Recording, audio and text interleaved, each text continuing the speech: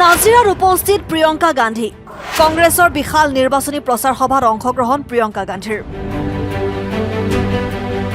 নাজিৰা বিধানসভা সমষ্টিত চতুৰ্থবাৰলৈ নিৰ্বাচনী বৈতৰণি পাৰ কৰাবলৈ নাজিৰাত উপস্থিত প্ৰিয়ংকা গান্ধী। নাজিৰাৰ মেকিপুৰস্থিত পূজা মণ্ডপৰ প্ৰাংগণত অনুষ্ঠিত কংগ্ৰেছৰ বিশাল নিৰ্বাচনী প্ৰচাৰ সভাত অংশগ্ৰহণ কৰি ভাৰতীয় জাতীয় কংগ্ৰেছৰ সাধাৰণ সম্পাদিকা তথা সাংসদ প্ৰিয়ংকা গান্ধীয়ে ভাষণ প্ৰসংগত বিজেপি নেতৃত্বাধীন মিত্ৰজোঁটৰ চৰকাৰখনত তীব্ৰ সমালোচনা কৰি ভ্ৰষ্টাচাৰ, দুৰ্নীতি, সিন্ডিকেট ৰাজ আদি এই চৰকাৰখনে সমগ্ৰ দেশৰ লগতে অসমৰ খিলঞ্জীয়া জনগণৰ অধিকাৰ স্বাধীনতা খৰ্ব কৰিছে।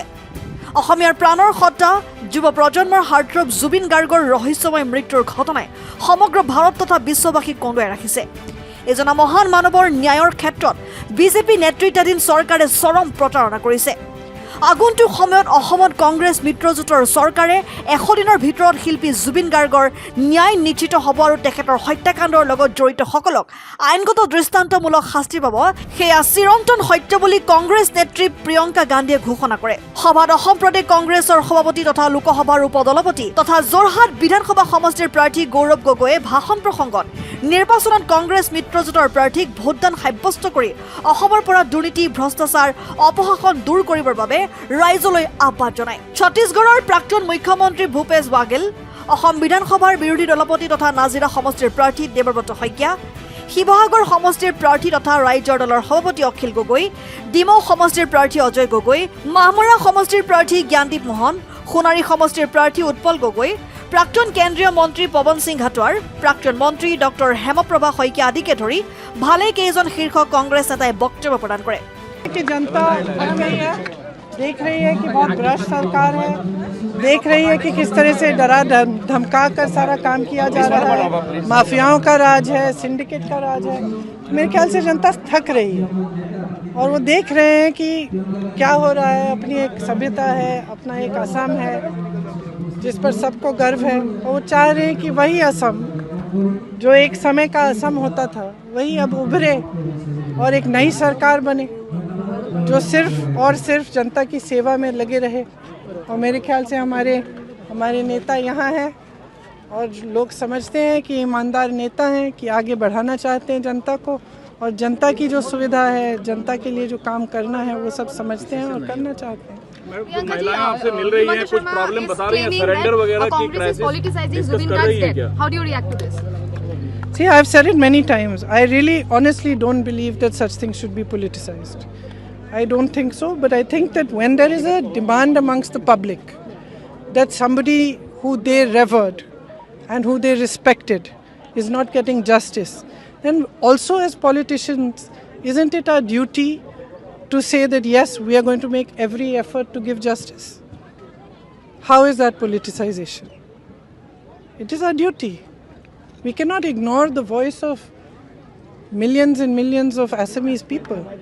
And we've all seen, I mean, I'm not from Assam, but I saw at the time of his passing what he meant to the people of Assam. How can we ignore it?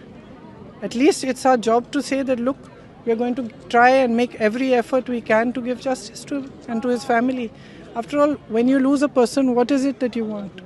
What is it that his family, his wife, and thousands of Assamese people who believed he was part of their family, what do they expect? They expect justice. That's it. So I don't think saying that we're going to make our best attempt to give justice within 100 days in any way is politicization. I'm the first one, because I myself have lost someone to violence and lost someone in an in that way, in a different way. But so we are in a political situation, so I understand that, and it's the last thing that we would want to do is to politicize such a thing. Commercial cylinder price, That is my sincere view. आज से commercial gas cylinder के price बढ़ गए हैं, जबकि सरकार बार-बार कह रही थी कि कोई क्राइसिस नहीं है एलपीजी की, पीएनजी की, पेट्रोल की, डीजल की। जी हाँ, तो सरकार की ये आदत है कि ये कहते हैं कि कोई क्राइसिस नहीं है और फिर क्राइसिस बरसता है जनता पर। ठीक है, और अगर मोदी जी ने अपनी नीतियाँ थोड़ी सी बैलेंस रखी होती और अमेरिका और इजराइल के गुलाम नहीं बनाते देश को, तो ये नौबत शायद इतनी जल्दी नहीं आती। हाँ, ज़रूर पूरे विश्व में संकट है, लेकिन हमें ये भी समझना है कि कुछ नीतियाँ हैं ऐसी जो सरकार की जो नीतियाँ हैं जिसकी वजह से और भी संकट आएगा हमारे साथ। আমাৰ পাৰ্টিৰ সাধাৰণ সম্পাদিকা প্ৰিয়ংকা গান্ধী ডাঙৰীয়ানী নাজিৰা আহি পাবহি প্ৰায় 12 বজাৰ সময়ত আৰু তেখেতৰ নিৰ্বাচনী প্ৰচাৰ নাজিৰাৰ পৰা আৰম্ভ কৰিব আৰু বিজেপিৰ যি অপশাসন তাৰ বিৰুদ্ধে যি সাহসেৰে কংগ্ৰেছে যুঁজিছে তাৰ অগ্ৰণী যুঁজাৰু ৰাহুল গান্ধী তেখেতৰ ভগ্নী প্ৰিয়ংকা গান্ধী আৰু তেখেতসকলৰ নেতৃত্বত আমি কংগ্ৰেছে বিজেপিৰ অপশাসনৰ বিৰুদ্ধে যুদ্ধ দিবলৈ সম্পূৰ্ণ সাজু। আমাৰ লগত মিত্ৰ দল আছে, মিত্ৰ দল ৰাইজৰ দল, অসম জাতীয় পৰিষদ, CPM আৰু অন্যান্য সকলৰ সহযোগিতাত এইবাৰ এখন ভাল যুঁজ হ'ব আৰু এই যুঁজত আমি জয়লাভ কৰিম। মজা হ'ব, খুব মজা হ'ব। অখিল গগৈ যেতিয়া কৈছে আৰু কোনো অসুবিধা নহয়, কাৰণ আমাৰ দল আছে, আমাৰ দলৰ প্ৰতি হ'ল সভাপতি, গতিকে কথা ভবা নাই। আমাৰ কাৰণে ইয়াতকৈ আৰু ভাল কথা হ'বই নোৱাৰে আৰু অখিল গগৈ ডাঙৰীয়া ইতিমধ্যে যথেষ্ট আগ্ৰহী, তেখেতে ইতিমধ্যে আমাক গৃহমূল কৰি আছে।